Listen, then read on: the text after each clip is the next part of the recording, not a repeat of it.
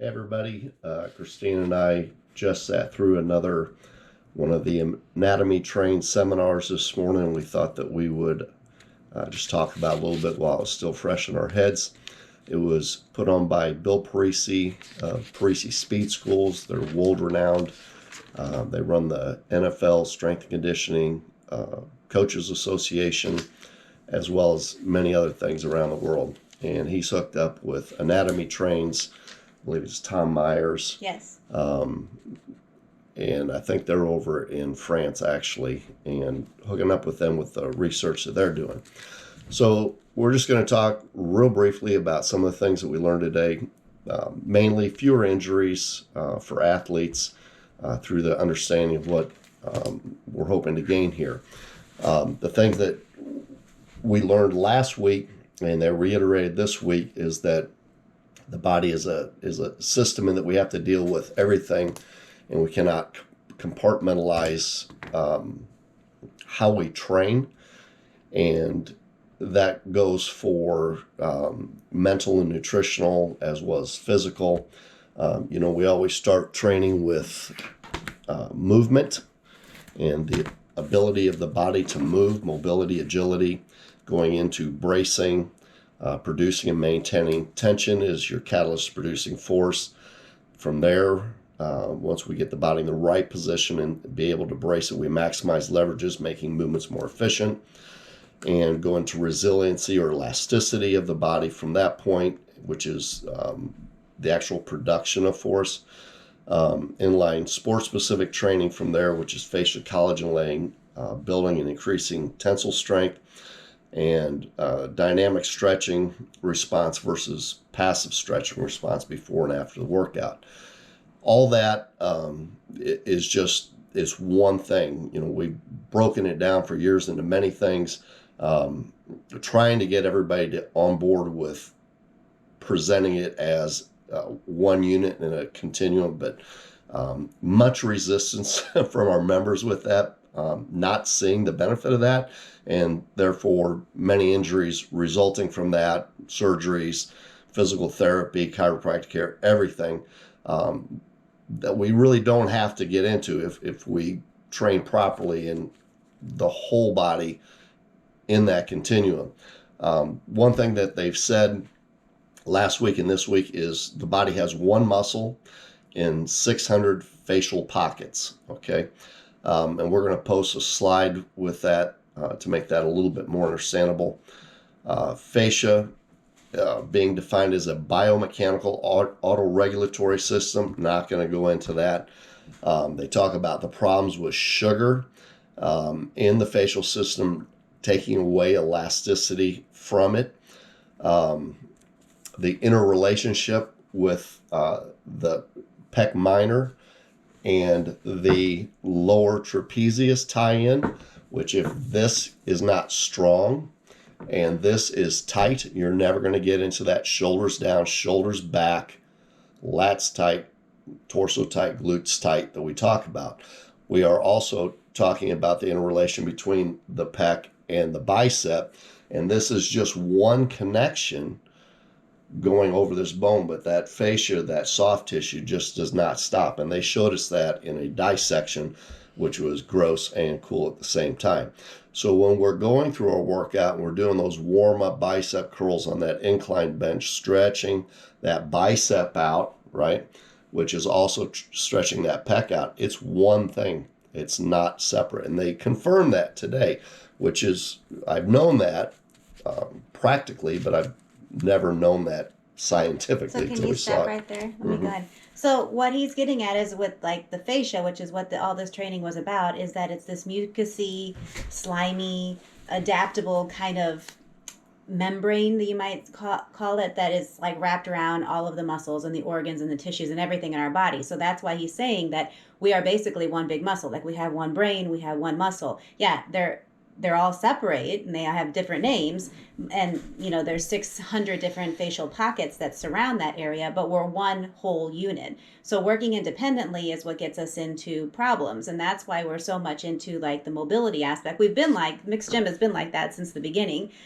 We used Kelly Starrett for a long time. Like the first 2 years that we were open, we had a whole system that we did 15 minutes, and then we started the rest of the exercises.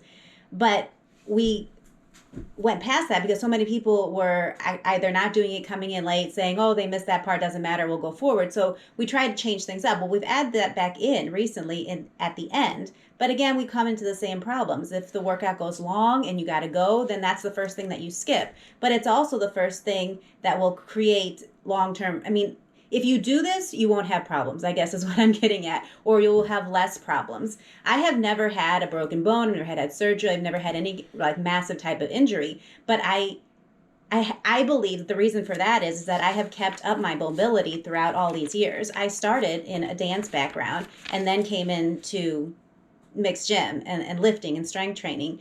And throughout that, because of my knowledge of how my body operates, my body, not everybody, but my body in particular, I knew that when something was tight or something wasn't working or moving correctly, I didn't just put it away and say, oh, it'll get better.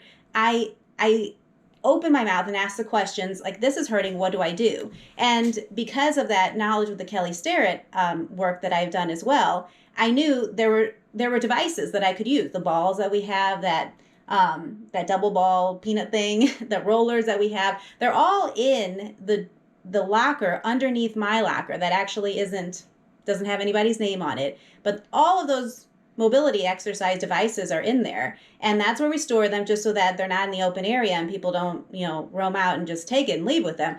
But those are very, very useful devices that if you get into the habit of using them, they will help you long term. And they even made an awesome statement in here that I wrote down that let's see if I can find it real quick.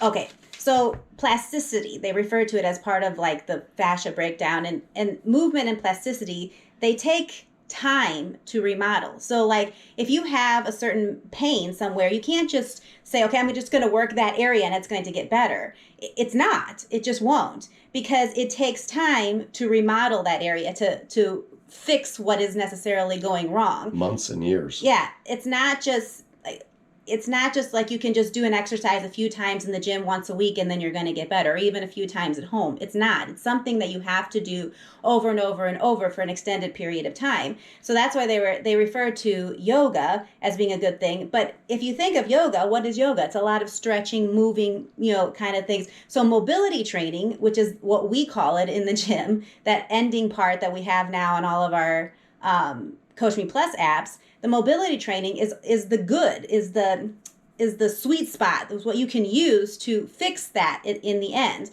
So you can't fix or change your plasticity just like that by doing simple things. You have to do repetitive movements over and over again. There's no quick fix, which is why we at Mixed Gym are stressing that mobility training, because we don't want to see you injured. We don't want to see you having to step out for 3 months because you have to have surgery.